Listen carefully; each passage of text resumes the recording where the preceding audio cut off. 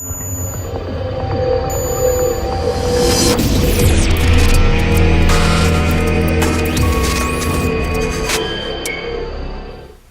historia de México nos recuerda que desde 1810 y un siglo después tuvimos dos acontecimientos que han marcado la historia del país. Uno, se inicia la Guerra de Independencia, que concluirá hasta 1821, y 1910, que formalmente concluirá en 1917 con la promulgación de la Constitución, pero que en términos de la pacificación del país será hasta 1929, cuando esa paz entre las distintas facciones que luchaban por el poder en aquella época, pues se estabilizara para un buen periodo el país. Entonces, México ha observado en 1810 y en 1910 transformaciones fundamentales, ¿no? La creación del país y el rediseño del Estado mexicano para el siglo XX.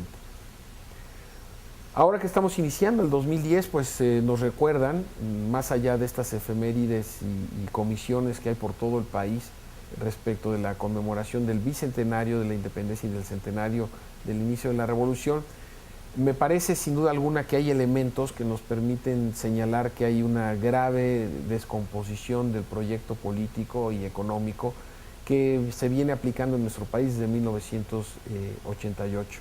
Cuando el Estado mexicano se repliega de sus responsabilidades sociales, en particular en el campo mexicano, desaparecen todas las políticas de atención a la sociedad en muy buena parte, y esto va a propiciar que este desapego, esta desaparición del Estado mexicano, pues no sea suplida ni mucho menos por el libre mercado ni por los monopolios privados.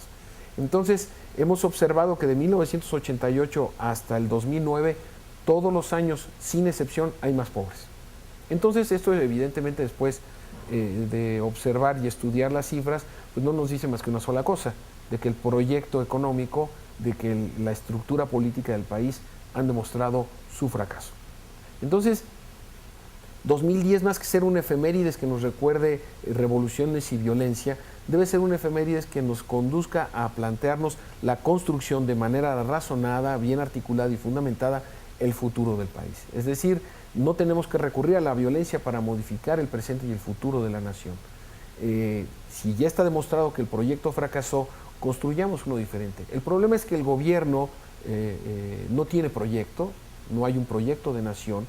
Observamos que los partidos políticos se preocupan más por su agenda electoral y por la consolidación de sus acuerdos internos, más que tener la especificidad de lo que requiere el país a futuro. Entonces, es muy difícil que nosotros podamos tener un panorama confiable, un panorama que nos invite a la participación cuando observamos que no hay agendas, que no hay evidencias de que esas agendas tienen prioridades y explicaciones de esas prioridades. Por eso el 2010 es una muy buena oportunidad para plantearnos qué proyecto de país queremos. Es el momento de preguntarnos cuál es el proyecto de nación, pero también cómo lo vamos a alcanzar y quiénes estamos interesados en alcanzar ese país que hemos pensado y que hemos imaginado para las presentes y futuras generaciones de la patria, pues nos demos a la tarea de construirlo y no estar solo pensando en administrar conflictos, en administrar inercias o también administrar procesos electorales. Mientras nosotros estemos observando estas limitantes en el diseño de la nación, pues el 2010, en su efemérides violenta para la historia del país, para la biografía de México, estará presente, estará latente, nos estará enviando en viajes, enviando mensajes de que la polarización social ahí está, de que el desempleo, la crisis económica, de que la desesperanza van aumentando. Y en esos términos, ¿qué se está haciendo? ¿Por dónde se está corrigiendo? ¿Qué es lo que nosotros tenemos que hacer para evitar que esta situación se siga degradando? La gran pregunta sería en este sentido, ¿cómo llegamos hasta aquí? ¿En qué nos equivocamos? Pero para poder responder estas dos preguntas con otra pregunta, paradójicamente, ¿qué proyecto de nación queremos? ¿Qué proyecto de país? ¿Y cómo lo vamos a alcanzar? Entonces, este 2010 nos debe servir para plantearnos hacia dónde se va a incrustar México en el 2010, porque cerrar embajadas es una metáfora de que México se ha estado desvaneciendo. Construir un país requiere de la concurrencia de todos, sí, pero de un objetivo claro, un objetivo de justicia social. que a todas luces nuestro país lo está exigiendo.